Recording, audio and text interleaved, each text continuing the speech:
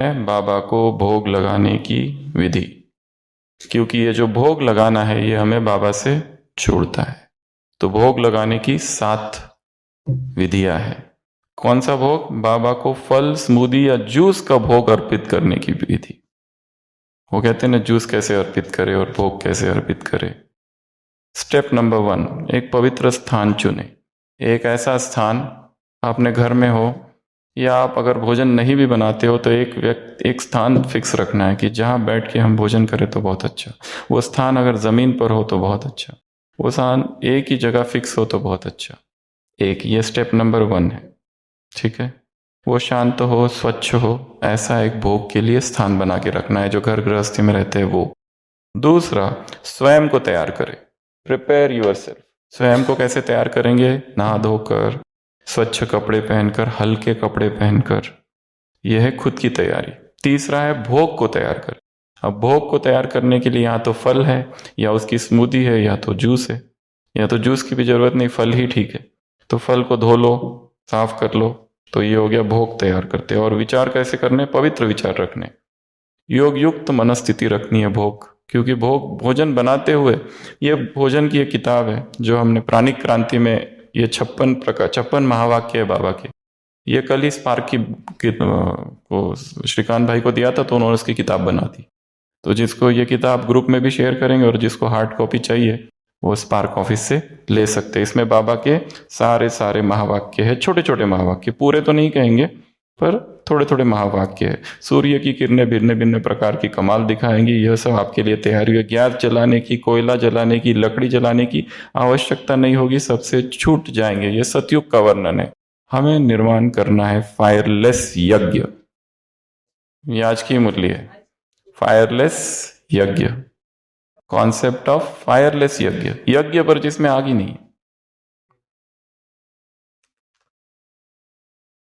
इसमें बाबा ने बहुत सारे महावाक्य दिए। याद में रहकर भोजन खाओ। याद में रह के भोजन नहीं खाओगे तो केवल वो शरीर को शक्ति देगा, मन को नहीं। माया भोजन खा जाएगी। ऐसे इसमें बहुत सारे महावाक्य, छोटी सी बुक है, ये ग्रुप में शेयर कर देंगे। तो पहली स्टेप क्या है? पहली एक जगह चुन लो। दूसरा, अपने आप को तैयार करो। आप दोपहर में भी भोजन करते हो तो थोड़ा सा तैयार कर लो खुद को, हाथ धोकर, मुंह पे पानी लगाकर। तीसरा, भोग को तैयार करो। तीसरी नंबर की स्टेप, भोग तैयार हो गया, एक स्वच्छ प्लेट या कटोरे में रखे और शिव बाबा के चित्र या ट्रांसलाइट के सामने रखे। उसके बाद में याद में बैठ जाओ। उसके बाद क्या करना है? याद में बैठ जाओ। कल्पना करना है कि मैं बाबा को भोग स्वीकार कर रहा हूं। 5वां, भोग अर्पित करते हुए की स्टेप।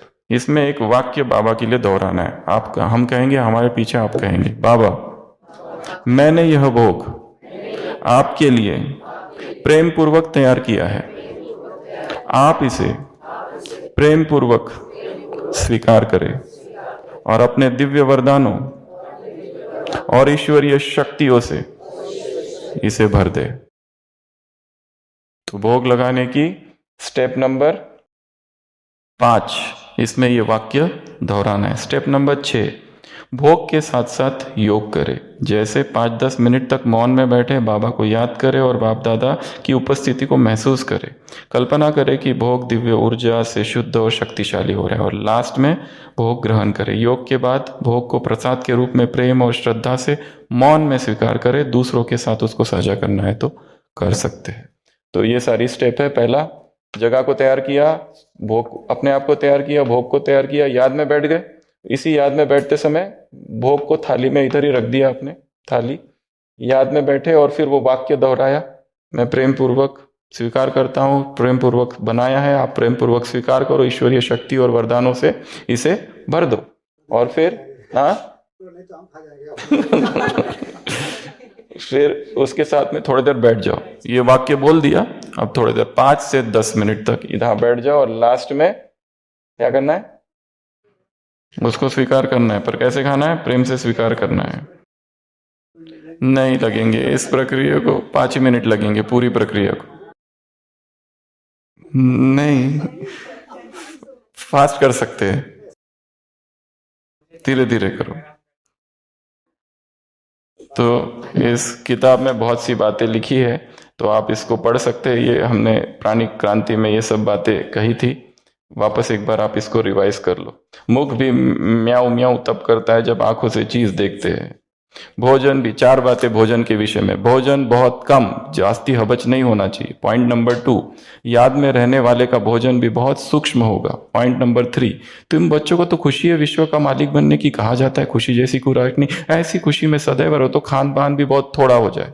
बहुत खाने से भारी हो जाते, फिर झुटका आदि खाते, फिर कहते हैं बाबा नींद आती है। पॉइंट नंबर 4, भोजन सदैव एक रस होना चाहिए। ऐसे नहीं कि अच्छा भोजन है तो बहुत खा लिया। तो इसमें ऐसे छोटे छोटे महावाक्य है। ऐसी चीज ना हो जिसमें खिटपिट हो। फिर जिसका हाँ हाँ जाओ ट्रॉफी वाले तब तक, वहां से उठकर यहाँ तक आने के लिए तब तक हम पढ़ते। खान पान भी शुद्ध होना चाहिए। एक प्रकार का खाना खाओ तो बीमार नहीं होंगे। भिन्न भिन्न चीजें मनुष्य खाते हैं तो और ही बीमार पड़ते। ये देखो बाबा के महावाक्य क्या कहा, भिन्न भिन्न चीजें खाते रहते हैं। थाली में कितनी चीजें होती है, 10 चीजें होती है। भी लोग, वो भी इसी मूल्य में, गरीब लोग खाते भी क्या है, फिर भी हट्टे कट्टे रहते हैं। दाल रोटी भिन्न भिन्न चीजें खाते फिर भी बीमार पड़ते हो। सदैव याद में रहकर बनाया हुआ भोजन ब्रह्मा भोजन खाने वाले ऐसे पक्के। थोड़ा बिस्किट या आइसक्रीम खा ले ऐसी इच्छा तो नहीं होती, कभी खाने पीने की तरफ कहीं आकर्षण तो नहीं होता है कुमारियों का। ये महावाक्य है, सदा साधारण रहना है, ना बहुत ऊंचा ना बहुत नीचा। ओम शांति।